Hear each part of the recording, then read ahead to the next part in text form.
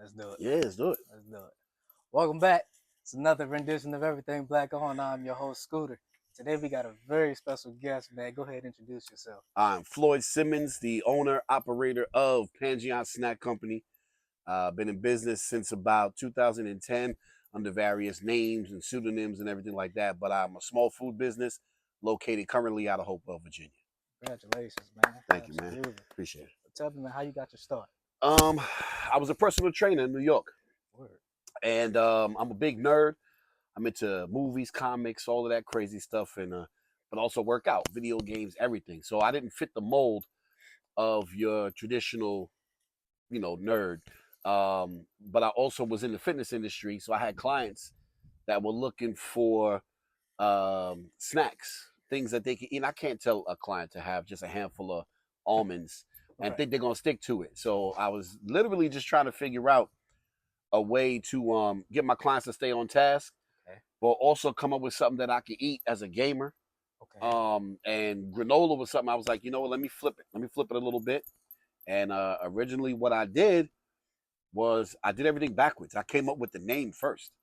Okay. So Pangeon literally means all beyond. It's pan meaning all and geon with a D meaning beyond, but not just distance wise, time wise, or whatever. So I put those words together to signify that there's always a higher level, especially me being in the fitness industry. Right.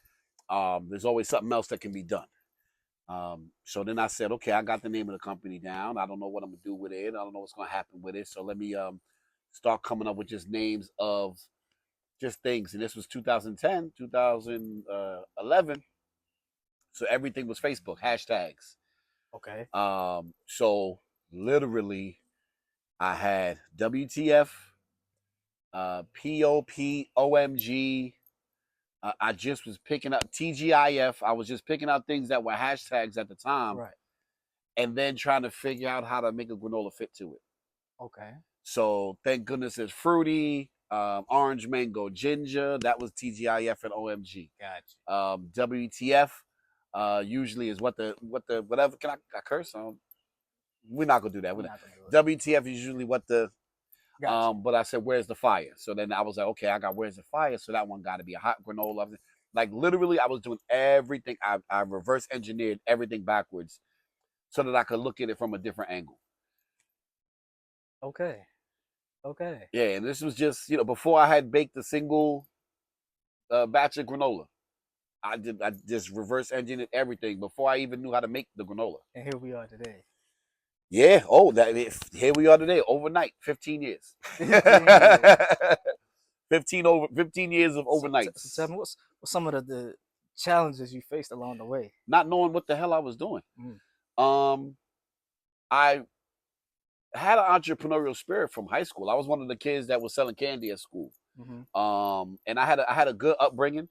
Both my parents was in my life, but what they were doing was they were supporting me in survival tactics, which is what they were supposed to do. Get a state job and everything. But I always had that thing inside of me where I wanted to do my own thing. Gotcha. So it's not entrepreneurship when you're young. You just aren't a follower, Right. and there's nothing wrong with. We need people to follow because followers are the ones that make things happen. But you need somebody. I had ideas. So not really knowing what to do with my ideas, I tell people all the time, I bumped my head on every single surface you could bump your head on to try to get to where I'm getting to now because I didn't have a mentor early on. I didn't have anybody that was doing what I was doing early on. Growing up in Queens, New York, there's so many people that it's very difficult to find anybody. So there definitely were people out there. I just didn't have easy access to them. Okay.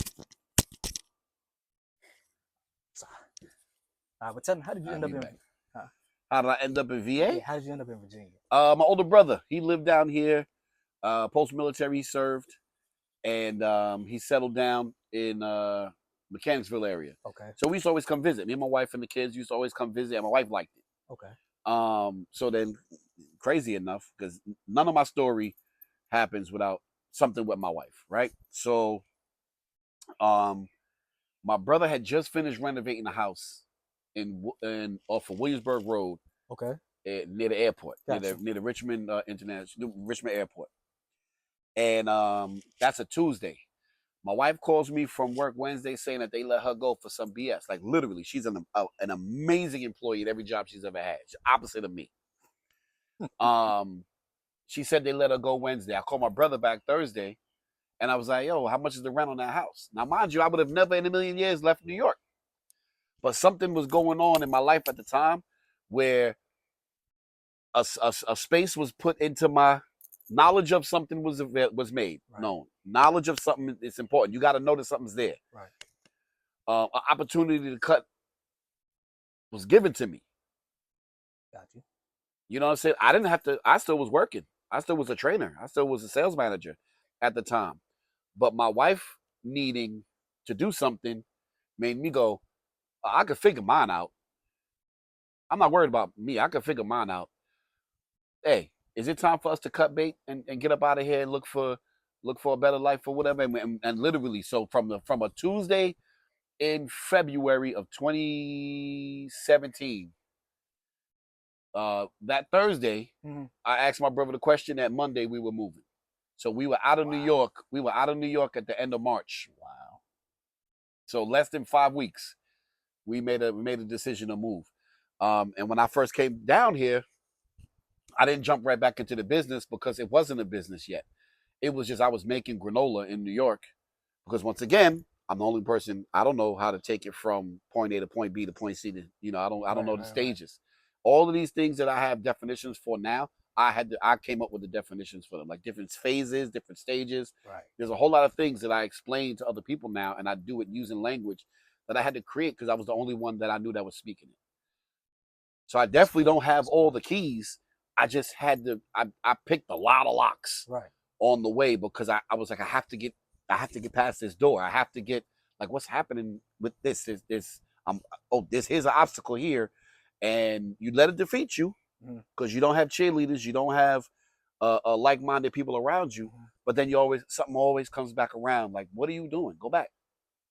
Figure that out. Figure that out. Figure that out. You know. And truth be told, I'm 47 years old, and at 47, I finally feel like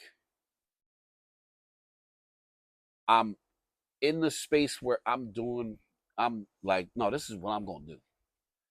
Right. You know, and I have 4 children. I got a 27-year-old, and when he says that he's not sure about what he's doing, I don't give a rat's ass. Please, how could you possibly be sure? Like, tell me how you were sure. So he's not sure. I got a 16-year-old son. He's not sure. I don't care. Right. I got a 14-year-old daughter. She has a couple of ideas. Get a couple of more ideas. And I got an 8-year-old daughter who's going to change the world. You'll figure out how you're going to do that when the time comes. Right. I am not my parents. I am not my parents. You know what I'm saying? They did an amazing job. I'm so lucky to have them. Mm-hmm. Stop. No, there's no but. That's it. I had amazing parents, but I'm not my parents. You know what I'm saying? So they had to live off of a archetype. They had to live off of a parenting style where they parroted what their mom, like my mother did what her mother did. Her mother did what her mother did. Right. Her mother did what her mother did. And her mother did what she did because a white person told her to do it back when they weren't really all, we had way less allies. Back when the original person told, hey, this is how you raise your kids. So a lot of that stuff gets handed down over time. And then you get to a point where I'm realizing that my children, my dad told me this too. I didn't give birth to robots. So you can't really program it the way you would want to. You can't, Got to figure it out. You got to figure it out. You know what I'm saying? So me creating my business and learning the ropes along the way, you realize that not everything is going to be set up for you. It's just like, man, so what am I going to do for my kids? Right. So then, honestly, it was do a little less. Just set up parameters. Be really precise. Be really certain about the guardrails that are set up. Because all I want to do is protect my kids from 2 things, 2 sharp objects. Sharp corners, which are physical things. Right. Drugs, getting into fights, doing ridiculously outrageous stuff physically, and then keeping them away from sharp thoughts, dangerous mindsets, defeatist mindset, That's a good. hate-filled That's mindset. good. Those are the only things I'm keeping my kids away from. Sharp objects, sharp thoughts. That's it. Everything That's my else, rule book. Everything else, go ahead and figure it out. figure it out. Go ahead and figure it out. I You know like what I'm that. saying? Like failing the amount of times that I've failed, you learn real quick that you had to go through those things in order to expose yourself to some joys, to some positive experiences. You know, anything. Yo, I'm scared of heights. But some of the most exciting things you could do is get on a roller coaster. Right. There's no low roller coasters. Right. I mean, they're all low roller coasters, but they're not as fun as the high ones. Right. But you gotta risk whatever that fear is. You gotta risk it. I'm scared of getting on planes, but guess what's on the other side of a plane? Jamaica, Aruba, Mm-hmm. the Bahamas. So is it that adrenaline right there that makes you Not so even just resilient? that. It's just fear of nothing. What you're scared of is what you're choosing to be scared of. It's not an actual thing to fear. Okay. So this isn't a lot of the things that we fear are because we are worried about loss. So either loss of life, loss of money, loss of friendships. You're worried about loss. But you can paralyze yourself and never gain anything. So for me to have the same stuff that I had at, you know, if I would have just sit there and let fear lead my life, I'd have the same amount of stuff that I have when I was 16. Right. But to say that I spent the next 31 years not gathering more things, all because I was scared to what I wanted to lose at 16, all right, I'd have my comic books. Okay. I'd have my Nintendo, my Super Nintendo. I'd have that. I'd Makes have it. sense. Makes It would be in sense. perfect condition. I'd have it.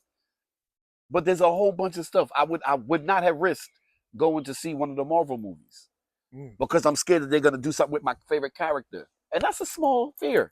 But you can't let fear dictate. That's good. It's going to, but you just have to go. I'm gonna risk it anyway. Especially as an entrepreneur. Yeah. There's riskier things out there, but I ain't gonna do those. I'll do this. I'll do this. You spot on with that though. Anything in the entrepreneurship world, you gotta be fearless to conquer. Or you have to be open-minded. You have to be prepared to educate yourself on what it is that you're scared of. And then being in fitness where what you're doing is preparing people for more than what they used to be able to do. I wasn't a physical therapist. Mm-hmm. Physical therapists will get you back to what you were doing prior. Occupational therapy, physical therapy, a chiropractor. They'll get you back to what you were doing yesterday, pre-injury. A personal trainer's job is to get you to do more than you've ever done before. That's it. So, okay, I mentally, okay, I know that process. But when you're starting a business, you take some of those principles in with it. Right. So it's one of those things where as long as you're willing to educate yourself, you can overcome a fear by realizing, okay, there was nothing really to be afraid of in the first place. I just didn't know. That's good. That's good. Well, let's transition back to, because you got some of your snacks here on display. Yes, sir. The granola in the front. Okay. And as a matter of fact, that's one of the OG flavors. OMG is orange mango ginger. And then I got the Grizzly Bites behind it. Those are as of, I want to say 2.5, 3 years ago. Okay. Yeah, it's probably the 3-year anniversary is coming up soon. Congratulations. For the Grizzly Bites. And they're amazing. They're blowing my mind how well received they've been, and it's been a blessing. And that I owe that to my older daughter, my 14-year-old. We discovered that messing around on TikTok. Come on. We discovered that she's a big foodie along with me. That's my twin. And she brings to me, just out of the blue, a video where they were make the cinnamon twists from Taco Bell at home. Okay. So she didn't know. And once again, this is a perfect opportunity to connect with my daughter on a deeper level. Absolutely. That was my first job. I was 17 years old, and Taco Bell was my first job. Okay. With a W-9 and a check and a W-2 right. And all. Yeah, that was my first job. So I'm well versed in cinnamon twists. 30 years familiar with cinnamon twists. So I said, all right, bet, let's do it. So of course we go to the supermarket, we look it up, and then it's wheat pasta and blah, blah. So we go to the supermarket and we buy 3 different brands of wheat pasta. Okay. Came home, whole half a gallon of oil, put that in the wok, heated it up, and proceeded to burn 3 boxes of pasta. So I said, okay. I said, okay, hold on. Now I'm already fully in the food-based business. Right. So now I'm like, oh no, since this isn't that easy to recreate, I gotta follow through. I gotta see. Just curiosity, killing a cat. Like, what the heck were they using? So that began to dive online, and we were able to finally find, of course, on Amazon, somebody that was selling the pasta that you need for it. Okay. And we wound up getting it, and we cooked up maybe 3 or 4 batches, and it was better than the cinnamon twist, because I had made the cinnamon sugar myself, everything, and it was better than we ate all of it, all of it. It was not a product. This was literally just a TikTok recreation. We did all of it. We didn't film no content about it. We saw it. We just saw it. We messed it up. We figured it out. We cooked it and we ate it. That should have been it. That was it. But then I ordered some more. I made some more. And I had leftover seasoning for one of my other granolas, my caramel apple pie granola. Okay. So I said, oh, let me see if I could use a different flavor. Right. So I did a apple pie flavored one, and I did the cinnamon sugar one. And I was like, oh, no. That's all. This is a product. Yeah. This is a product. So they were the shape of the old cinnamon twist. So they were Flizzy twists, because my nickname is Flizzy, Flizzy. So I was like, oh, we're going to call them Flizzy twists. All right, cool. We're doing it. We're selling. They were doing okay. And I went back to the supplier on Amazon, and I had bought out all of their stuff. So I'm like, oh, okay, let me go and find another supplier. Okay. Different shape. Got you. So now it's Flizzy Wheels. It's Flizzy. I have to keep changing the name over and over again to really, because there's different shapes. This person has this person has that. And I kept selling just enough that this person couldn't replenish after 3 months. When I came back to order more, I had bought all that they had. So that was leading to that first year. So that first 1 year anniversary, I was doing a market in Chester, and this is where everything switched up. I'm doing a market in Chester, and it's an older demographic in that area, or just for that market. And some older white people were coming over to the table, and remember, cinnamon sugar and apple pie. Right. People were coming over to the table, and they were going, "Oh, I love pork rinds." And then I would say, "No, they're not pork rinds. They're Flizzy, whatever the name was at the time." Right. And then they would walk away. So about 6 times that happened, and my daughter just happened to be there because it was after school. That's why I know it was the anniversary. It was summertime. I looked at my daughter and I said, "All right, that's it." I said, "I got to give these people what they're asking me for. They keep coming over here because they want pork rinds. So I got to give them pork rinds." And we went back to the drawing board. And I said, let me give these people these flavors because I got a product here and it's definitely good. But the people that day weren't trying it because I wasn't giving them what they wanted. So they wanted pork rinds, and that's usually more of a savory flavor. So I just did a little bit of research, which I tell people to do all the time. Do your research. I looked up the top 7 or 10 potato chip flavors, and I literally just picked 1, 2, 3. I just went down and was like, okay, what do I like on this list? And I wound up picking pretty much 1, 2, 3, 5, and 6. Okay. Because it's not that difficult. I didn't need to embellish. My product was already new enough experience-wise for somebody that I didn't need to start diving into just weird things at that point in time. Right. With granola, I could do that. I was using star fruit at one time, and you can mess around with granola because granola's It's a proven commodity. It's an entity. It exists already. So here's my version of it. But with the Grizzly Bites, that was the ingenuity. That was the innovation. Right. So I'm not going to innovate on flavor. Not yet. Not Makes until the sense. Grizzly Bite is known. Makes sense. So the Grizzly Bite is the new thing. So in order to get you to try it, I got to give you familiarity. So here are the flavors that you know and love. So you're going to see, and as you can see, even on the bags, the flavor's prominent. You know, a lot of times you might have to look because for Doritos, Doritos isn't the Doritos is the known. Right. The flavor is the innovation. So they first thing that you see is Doritos. Right. First thing you see is Takis. Right. And then you see the bag color is different. It's a different flavor. That's not as prominent because that's the innovation. Right. So we're going to get you innovation through familiarity. I had innovation in the Grizzly Bite. 90% of the people that have had it haven't had anything like it before. So here it is. Here's a different way to have barbecue. Here's a different way to have sour cream and onion. Here's a different way to have white cheddar.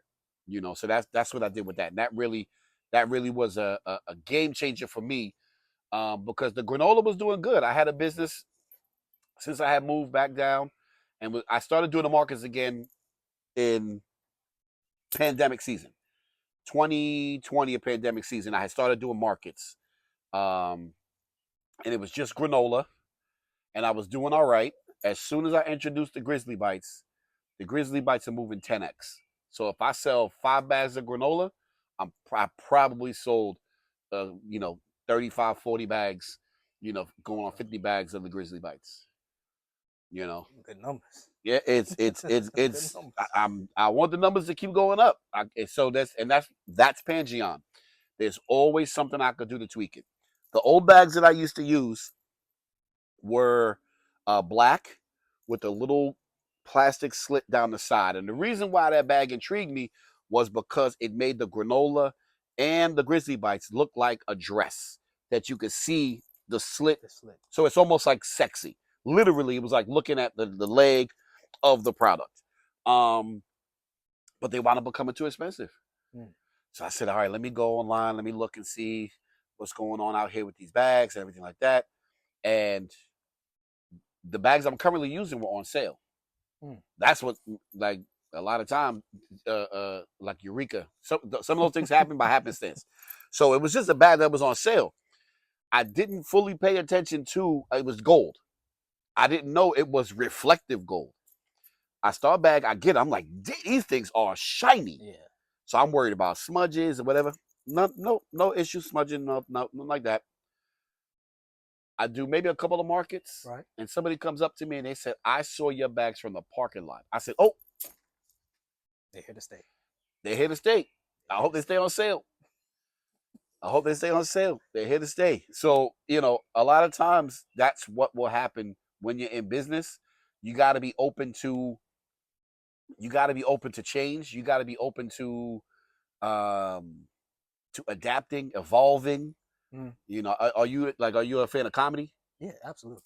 So I think it's Seinfeld. He says that however many years you've been doing comedy, that's your age. So if you've been doing comedy for 3 years, you're a toddler. Right.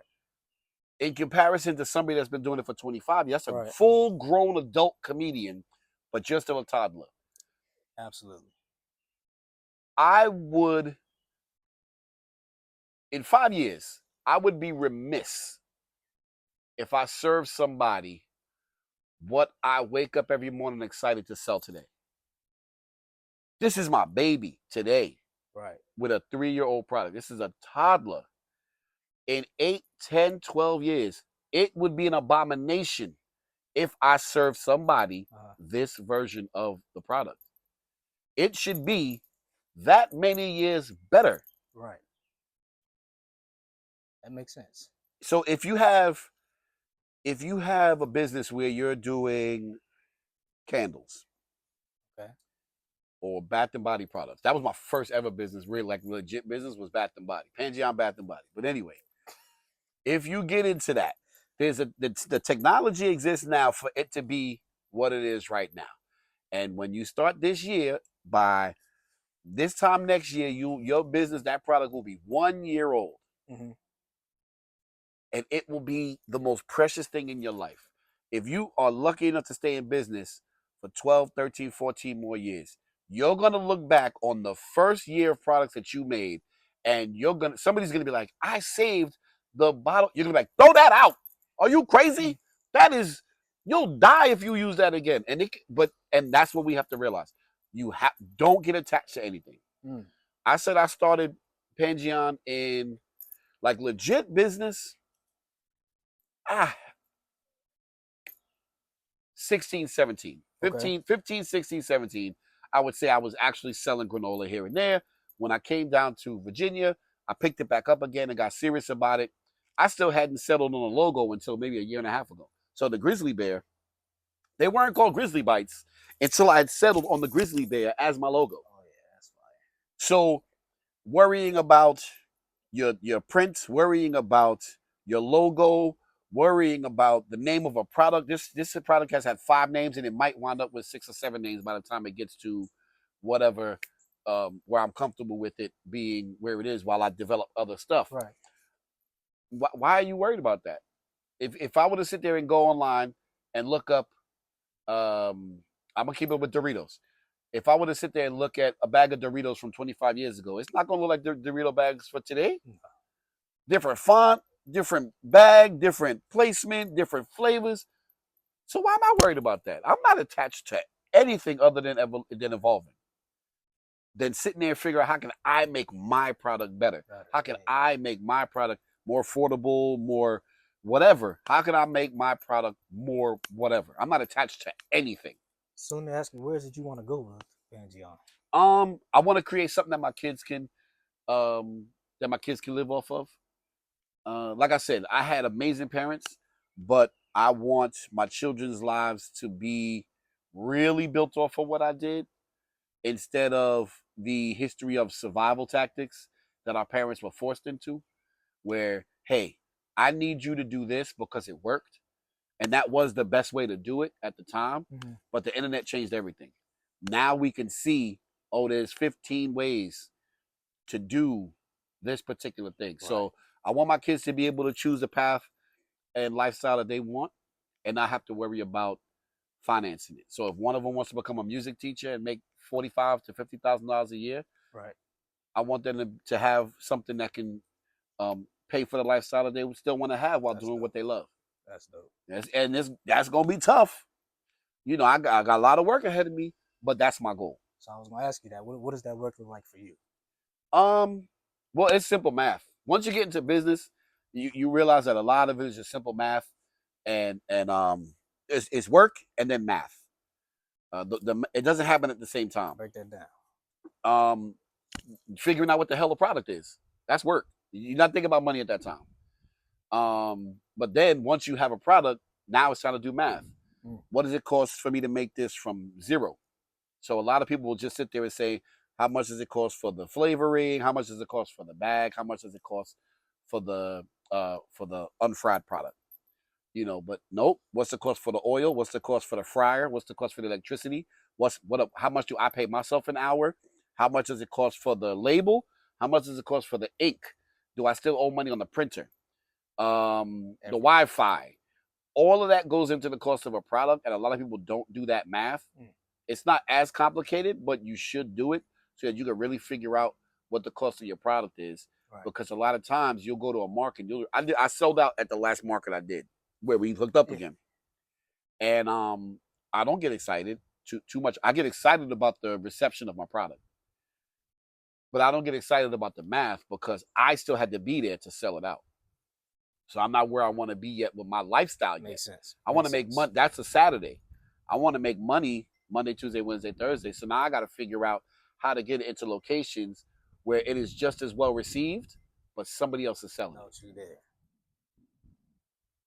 You know what I'm saying? So if you got kids, you got any kids? No. Okay, so if anybody watching this, you got kids, and you take them to the supermarket, and when you go down that snack aisle, the excitement that your kids have when they see Takis, I got to work. I got to figure that out. I got to figure that I out. love that, man. I love that. How many flavors is it that you have? 5 so far. Okay. 5 so far. I could easily do more, but learning my lessons from the granola, whenever I pick the flavor, so let's say that I pick a chocolate granola with a pinch of cayenne, so that's chocolate. Okay. I can't do another chocolate. Oh. I have to go what's over here. Fruit is over here. So you want to do things. I want to do things that are, I don't know what that would be called. Not complimentary, but you know, like when you see like the mixed colors of blue and orange. Right. That's because that's where those colors are Okay. opposite each other. Gotcha. So I want to make sure that there's opposites. I want to make sure because that way, oh no, I'm not a chocolate person. Oh, you what about fruit?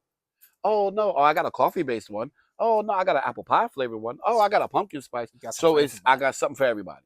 Yeah. Yeah, I got something for everybody. That's fine. Yeah. That's fine. I will tell the people, folks, man, where can they find you? Currently right now, thedefinitive.virgo.com. That is that's my LLC. That's the website right now. It has the Pangeon Snack Company on it, and there'll be other businesses that I do.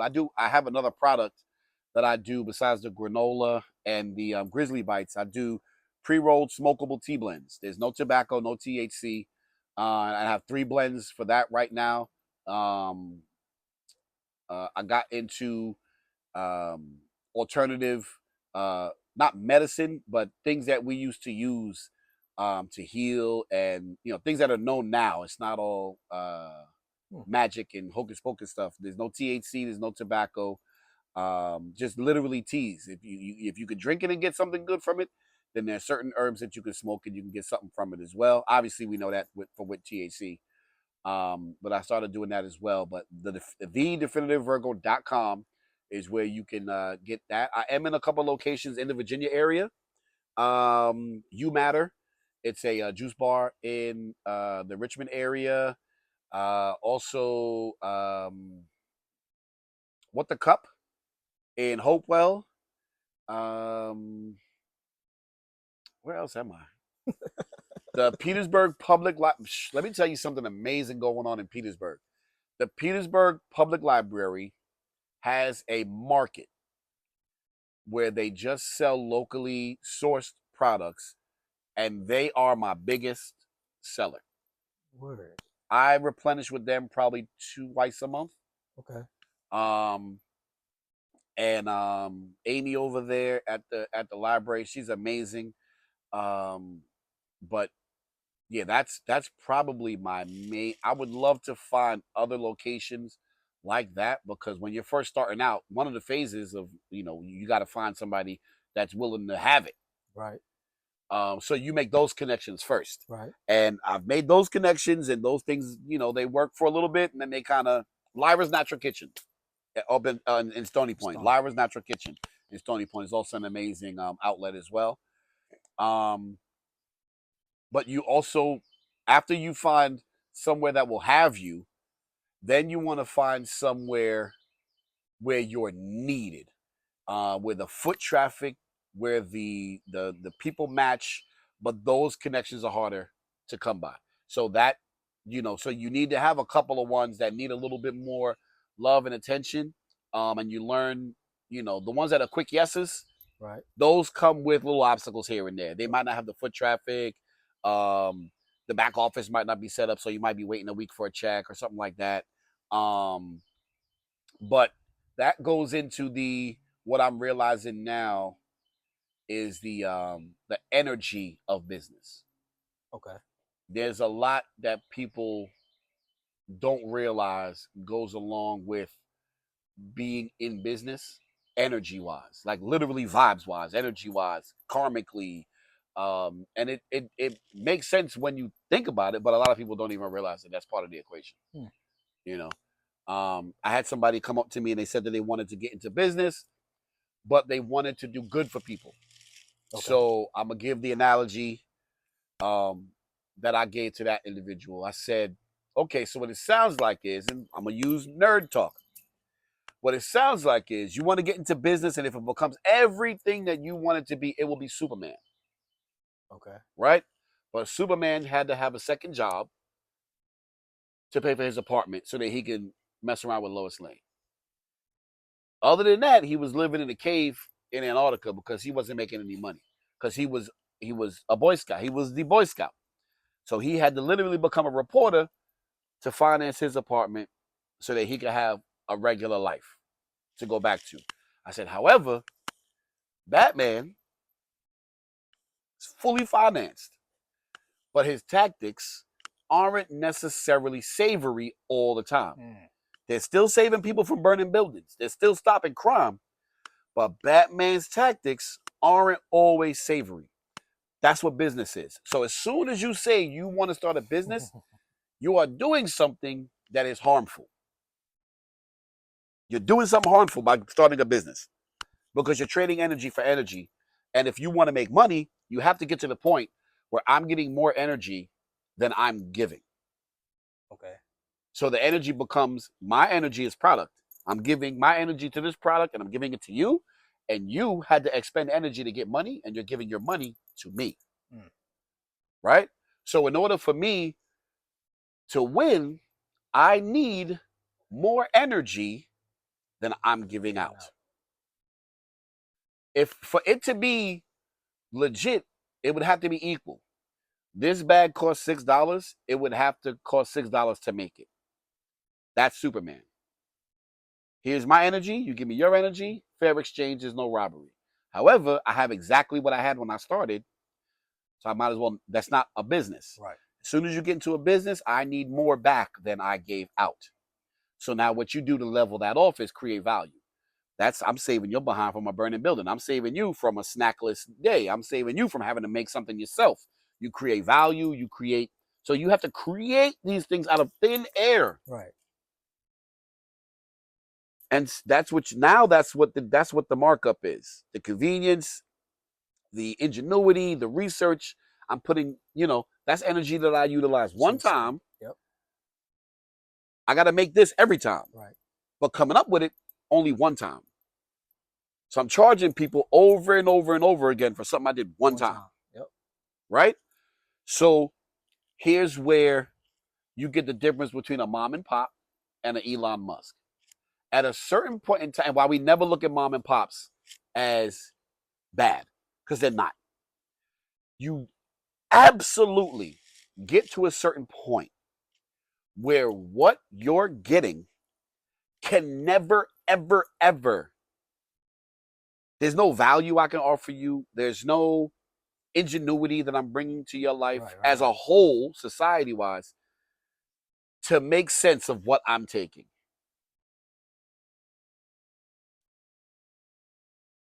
So once you get to a certain amount of money, I did not do $1 billion worth of anything to be worth $1 billion. That's where the energy of business comes into play and becomes a plague. There's no way, I don't care what your business is. And if you want to be a billionaire, I get it. But realize, in order for me to have $1 billion, the population has to give me $1 billion. They have to lose $1 billion. Right. To come. In order to give it to me. Now I got it. Yeah. What am I doing with it? I'm not. They stay billionaires. They stay billionaires. Understood. Right? Yeah. So the energy stops. Right. Or it continues to flow in one direction. I'm worth $2 billion. I'm worth $3 billion.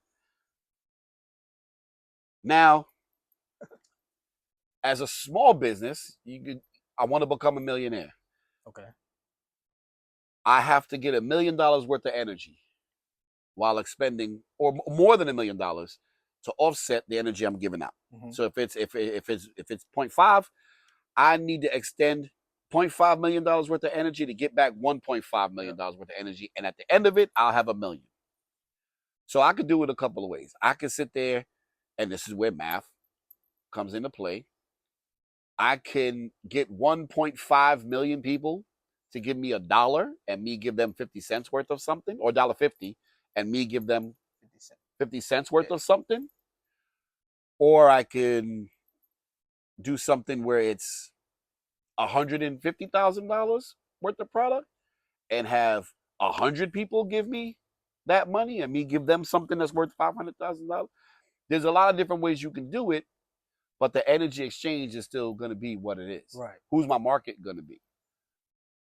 So you think, so here's what you do. You think The best thing to do, and this, you got to figure it out for yourself.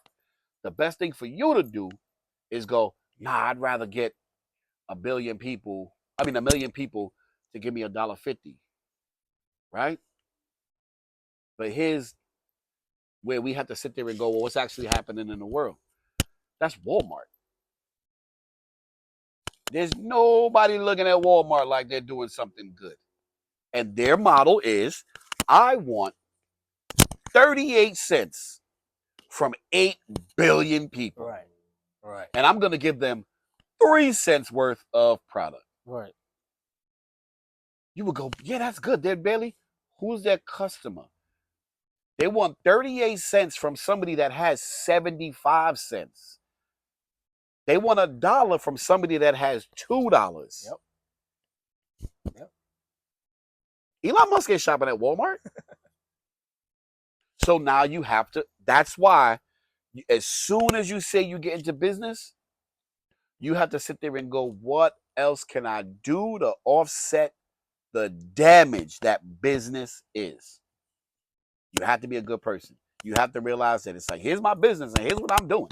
And I'm doing it. Right. But I got to make sure I'm doing something on this side. I got to make sure I'm doing something on this side. So education is one of the things that letting people know about the energy of business, because nobody's paying attention to that shit. And letting people know, hey, listen, I bumped my head on a lot of stuff. I know what's coming. If you want to know, I'll tell you. I'll tell you what I bumped my head on. Right. So that when you see it, you'll know to turn that corner. Right. And then, there's nothing wrong with wanting to be a millionaire. There's nothing wrong with becoming a millionaire. You can still give that much value. We've seen it. We know it to be true. There's plenty of legit good people that are worth $20 million, $30 million, $40 million. Plenty. The opportunities alone that you offer to other people to make $100,000 for their families, they exist. Right. But once you get to a point, you notice they're not creating that many more millionaires. Let me ask you this. It's like, you're well versed in your knowledge, be it experience, be it, I don't know, people you learn from. Sitting down and thinking about certain stuff. Okay. So yeah.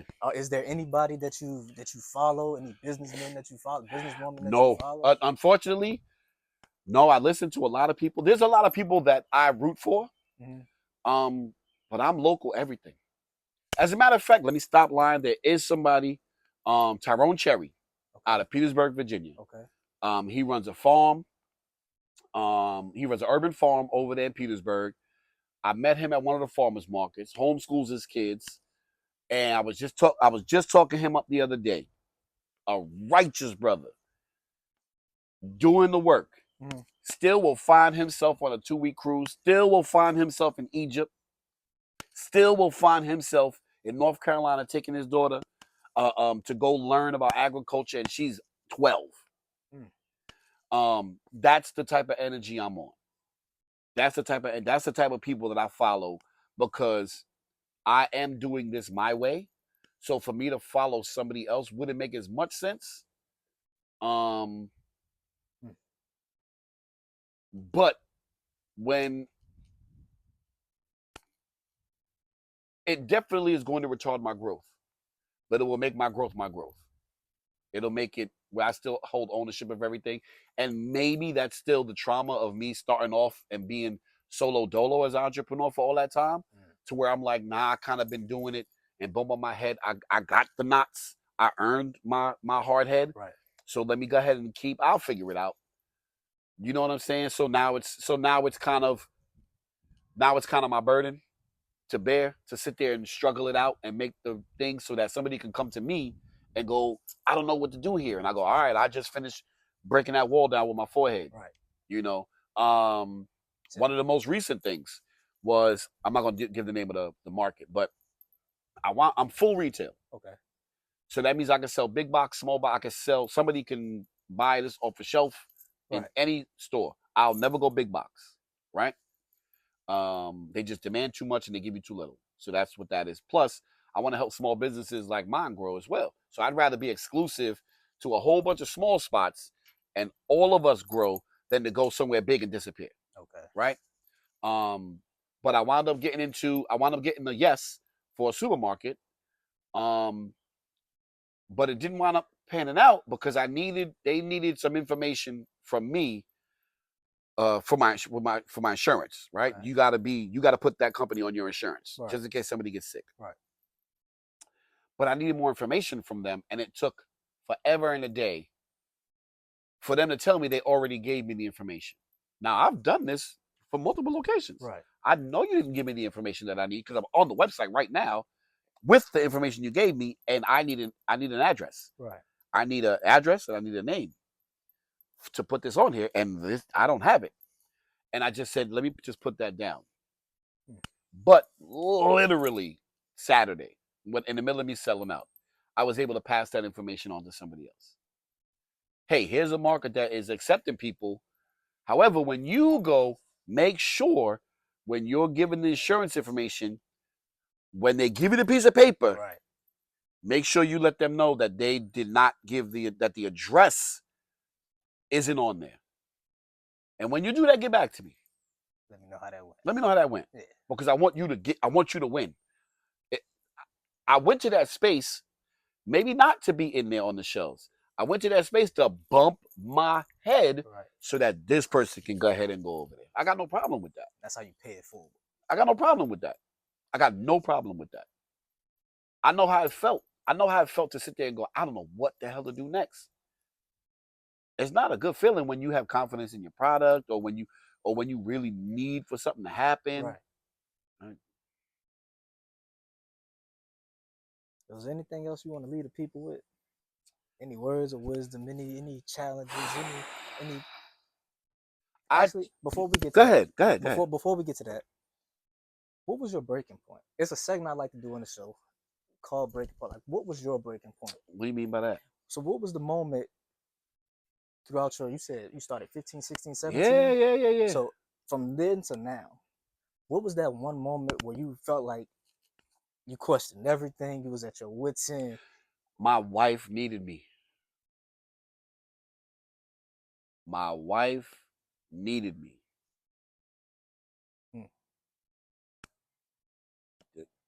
I don't need no more than that. I had not been there in the way that I could be there. Mm-hmm. It just got to the point where I had gotten so sick of her asking me for something and I didn't have it. And I said, nah, I'm gonna have it. I'm gonna have it. And I said, I'm not gonna wait for you to ask me anymore. I'm gonna find out what's needed, and then I'm gonna see how to get it as best I can. And then I'm gonna go, what's next? What's coming up next? Oh, don't wait. No, that's not what I asked. What's coming up next so that I can go get it?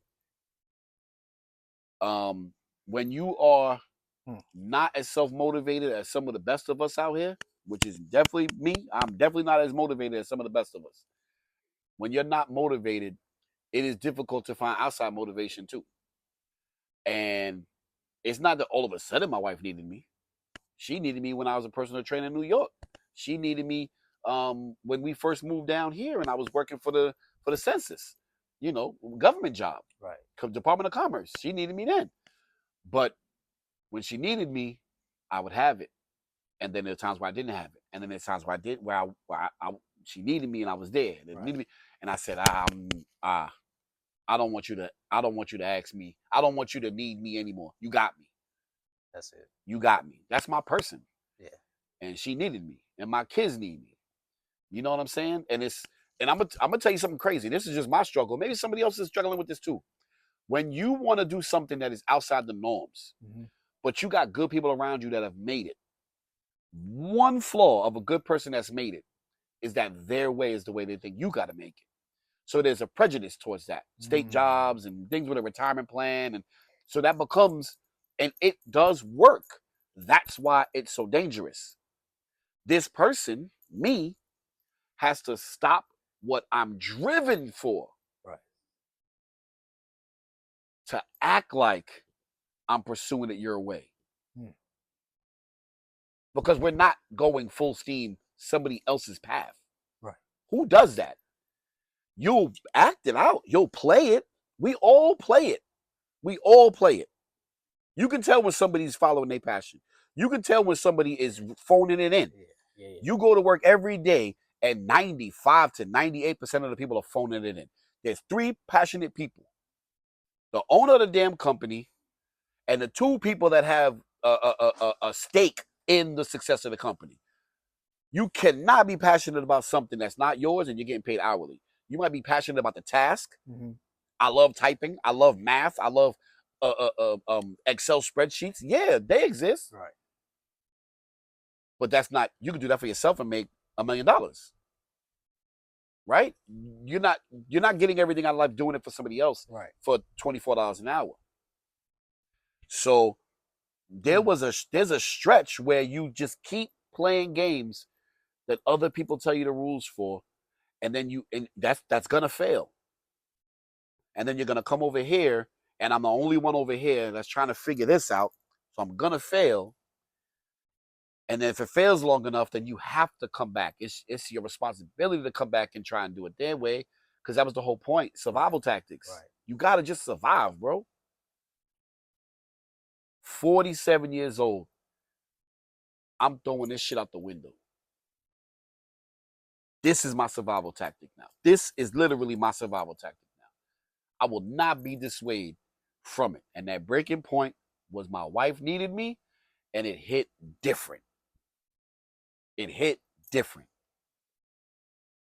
So you've mentioned your wife a few times throughout the duration of your story. Mm-hmm. How pivotal has she been for you? Oh, she's the worst. Yeah, oh, she's the worst. This isn't her journey. This isn't her journey.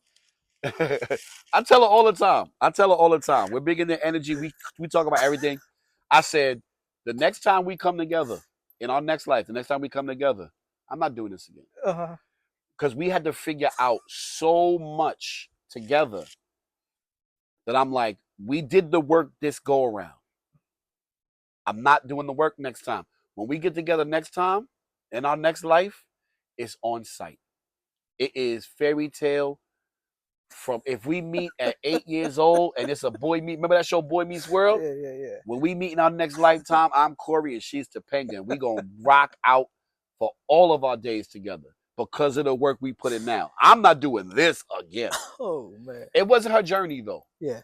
I'm here to do my work and figure out my path for myself. Right. It wasn't for her to do that. She had her own life things to figure out that I was to aid her with. You know what I'm saying? You know what she was there to do? Keep me from flying away in the wind and winding up in a goddamn cardboard box. That's what she was here to do. You know what I'm saying? So when it comes to the business, I've been solo dolo for whatever. Right. But that's been my person the entire time. Shout out to the wife, man. Shout out to Natasha. Now we gotta get you building what you're supposed to be building. You know? But nah, so another thing, another little word of wisdom. Yeah. If you're just starting a business, and this is the relationship part of it, and energy too. When you're first starting a business, you have a group of people that will, I'm gonna just use $10. You have a group of people that will give you $10 just because you are who you are. You're not in business yet. They were gonna give you that if you had given them a coaster made out of Play-Doh, and you charged $10, they were going to give it to you. They would have given it to you even if you said you didn't have it yet and you needed the $10 to make it. They would have given you the $10 for the product and never expected it back. You do not have a business yet. You have to get product in hand and away from friends and family as customers as quickly as possible, because that is where the majority of the heartbreak occurs. Those are the people that love you the most, that have supported you the most. They are not your customers. They're your family. They are around you because of other things. And here you go introducing creatine and grapeseed oil, vitamins, and sea moss. That's not why I'm friends with you. That's not why I rock with you. I'm not rocking with you because you're my sea moss supplier. I'm rocking with you because we used to fight back to back in high school to get home. You know, there's different experiences. That's why there's a connection there. So don't expect your familiar and learned experiences and shared experiences with somebody to mean that they're going to become a customer of your business. That is a huge mistake and is going to make heartbreak. You know, that's why Amway and all of those multi-level marketing things, that's why those destroy so many friendships. Because now I need you to invest in me more than everything we've already invested in each other. Right. So when it comes to, I don't ask my friends to buy anything from me. I want them to discover me the same way a stranger would. And when they go, yo, I saw your product, they see my Instagram. Right. But when they see it in a location, yo, this is your stuff. Right. Like, yeah. Now give me your address. I'm going to send you a big ass box. You know what I'm saying? Just out of love. And whatever comes back from that comes back from that. Right. You know what I'm saying? So get away from family and friends as quickly as possible. Let them find you the way everybody else does. That makes sense. That makes sense, man. Well, shoot. This has been good, man. Yo, man. You done dropped a lot of gems. And I'm a talker. I can talk forever. So if you want to come back, we can talk about something else. Be a whole nother topic. Yeah, absolutely, man. But I appreciate this. And like I said, I want the best. I want the best for you. You know what I'm saying? Like there's like the energy I have in me right now. I want us to win. I want you to win more than anybody you know. And I'm willing to fight about it. That's what we should be. That's what the fights should be about. Underneath your post should be, yo, I think this is the dopest, interview you've done. And somebody else should be like, nah, I think it's the dopest interview. That's what all of our scraps and scrapes and scuffles should be about. Is that we want our people to win more than anybody else. I'll fight your mother. You're like, no, you don't, Mom. I know you want your son to win. I know you invested so much and he went to college and he still owes all these bills and all this shit. I know you want him to pay it off and you want the best and you want some grandbabies. You don't want him to win more than I want him to win. And I'm legit with that. Once I lock in with somebody, I'm like, nah, I want you to win. And we need that energy to become like almost like just disgusting. Like, nah, ours is ours. And you just keep increasing the scope of what's yours. That's it, man. Energy. I appreciate you. Nah, I appreciate you, man. I appreciate you, man. TheDefinitiveVirgo.com. Y'all need to come and my online is really skimpy right now because of everything I'm doing in person.